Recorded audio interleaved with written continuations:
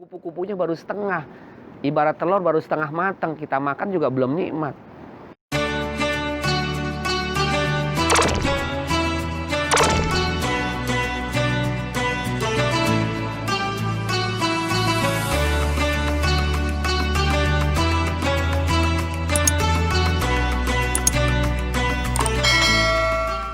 Bismillahirrahmanirrahim. Assalamualaikum warahmatullahi wabarakatuh. Pemirsa yang dirahmati Allah, apa kabar semua? Insya Allah pemirsa dan keluarga yang berada di rumah, dimanapun Anda berada, dalam keadaan sehat walafiat, tetap terus beribadah kepada Allah, dan insya Allah kita husnul khotimah, amin ya rabbal alamin.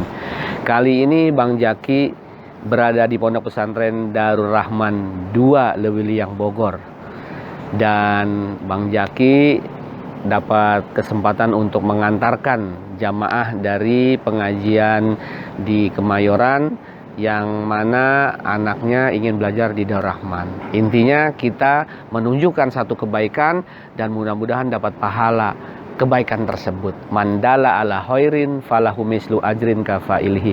Barang siapa yang menunjukkan satu kebaikan, maka dia mendapatkan pahala seperti orang yang berbuat akan kebaikan tersebut. Mudah-mudahan kita mendapatkan pahalanya.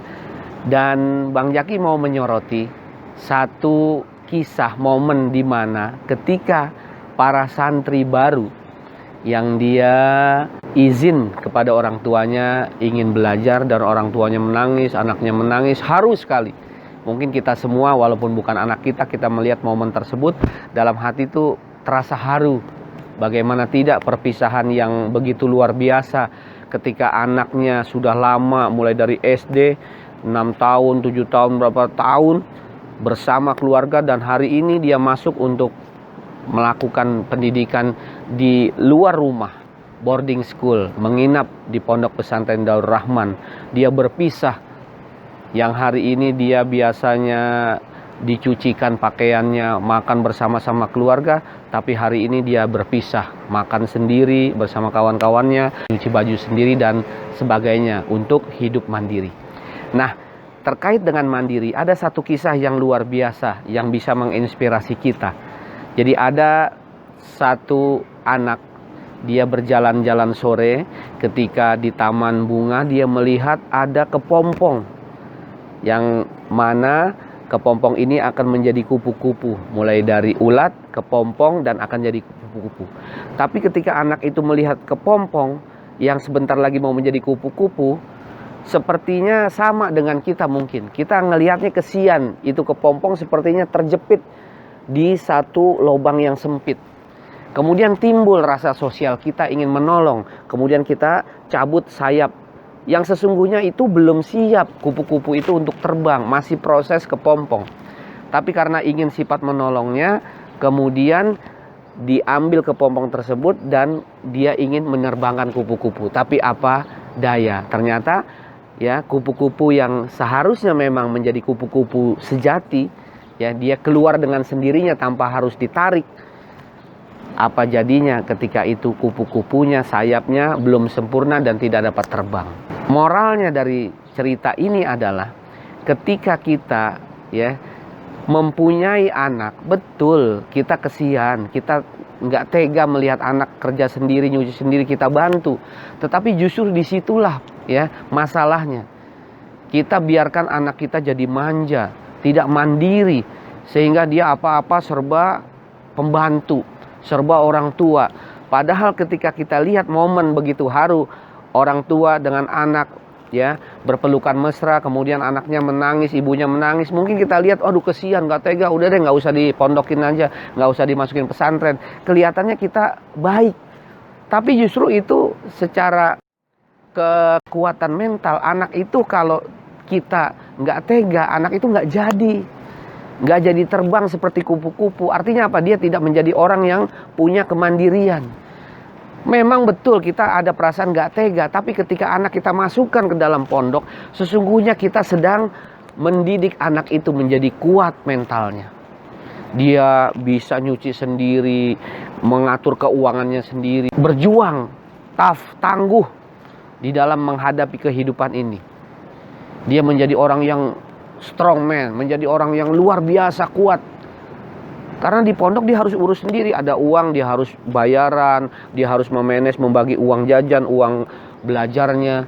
Dan kalau ada apa-apa, ada kehilangan, dia urus sendiri. Justru di situ perjuangan hidup. Kita sedang mengajarkan anak kita untuk kuat mental di dalam mengarungi kehidupan yang luar biasa. Kalau bisa dibilang kejamnya kehidupan ini, kerasnya kehidupan ini. Kelihatannya kita seperti kesian, tetapi justru di situ kekuatan yang kita akan ajarkan kepada anak supaya dia mandiri. Coba kita lihat, alhamdulillah, tahadus binikmah, fa binikmati rabbika fahadis. Dulu Bang Jaki masuk Pondok Pesantren Darul Rahman tahun 84. 84 keluar 90.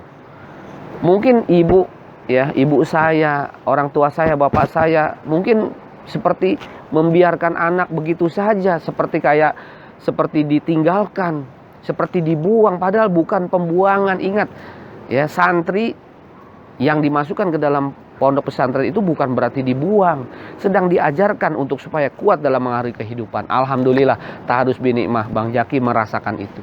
Ketika selesai tahun 90 mengajar di Pangkal Pinang, di Bangka, kemudian di Solok, mengarungi kehidupan banyak asam garam dan mengetahui luar biasa kehidupan dan mengetahui jerih payah. Ya, dari situlah kita mengetahui apa artinya uang, apa artinya kebahagiaan. Artinya bukan berarti kita jadi orang matre, bukan. Artinya keuangan yang kita punya betul-betul kita syukuri. Kita bisa mendapatkan uang itu dari jerih payah sendiri, itu betapa nikmatnya, walaupun cuma 1.000, 2.000, 100.000. Tetapi walaupun demikian, perjuangannya yang luar biasa. Orang yang biasa makan dengan kehidupan yang mewah, tapi uangnya bukan hasil jerih payah. Kemudian dengan orang yang makan dengan jerih payah, walaupun cuma tempe tahu, beda rasanya. Yang anak-anak yang biasa manja makan dengan spaghetti yang macam-macam western food, dia mungkin biasa aja karena besok masih ada lagi orang tuanya. Tapi orang yang dia biasa makan tahu tempe, tapi karena usahanya sendiri, itu tempe terasa ayam, itu tahu seperti makanan mewah. Ini yang kita ajarkan. Nah, jadi kembali lagi ke cerita seorang anak kecil itu, yang dia sebetulnya sejatinya mau menolong untuk kepompong itu keluar, padahal bukannya menolong. Kita anak kita ajarin apa-apa, kita buatin apa gitu, jadi anak jadi nggak mandiri. Jadi kita biarkan, nih pensil, tulis sendiri, ini apa nih, pulpen pewarna, pensil pewarna, dia buat sendiri. Biarkan, berikan kebebasan, tapi bukan berarti bebas sejadi-jadinya. Kita ajarkan tuh anak untuk mandiri. Dia bebas tapi harus bertanggung jawab. Ini yang diajarkan oleh dunia pendidikan pesantren. Jadi hari ini Bang Jaki melihat momen seorang anak berpisah dengan ibunya, bapaknya. Sepertinya antara tega nggak tega untuk melepas anak begitu saja. Apalagi yang anak putri, oke yang laki, anak yang perempuan, dia biasa ngurus ini sendiri, kesian, neneknya kesian apa. Justru kalau kita biarkan, nanti pada akhirnya kita akan merasakan nikmatnya. Betapa ketika anak kita yang sudah lulus 6 tahun di pesantren, kemudian dia luar biasa, bisa memimpin tahlil, membaca suratul Fatihah, apa semua surat dia hafal.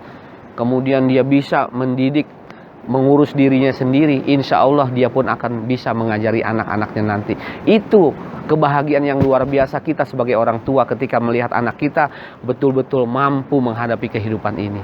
Jadi mudah-mudahan bermanfaat kisah seorang anak yang kelihatannya dia mau nolong kepompong itu untuk biar terbang, padahal belum jadi. Proses kupu-kupunya baru setengah. Ibarat telur baru setengah matang, kita makan juga belum nikmat. Jadi berilah kebebasan, tetapi kebebasan yang bertanggung jawab kepada anak-anak kita. Jangan merasa kita nggak tega, enggak. Itu justru pelajaran buat anak kita, supaya anak-anak kita menjadi orang-orang yang kuat, yang membuat bangga orang tua. Hati orang tua merasa senang dengan kehidupan anak yang luar biasa nantinya. Insya Allah bertemu lagi di channel Bang Jaki yang menginspirasi, insya Allah.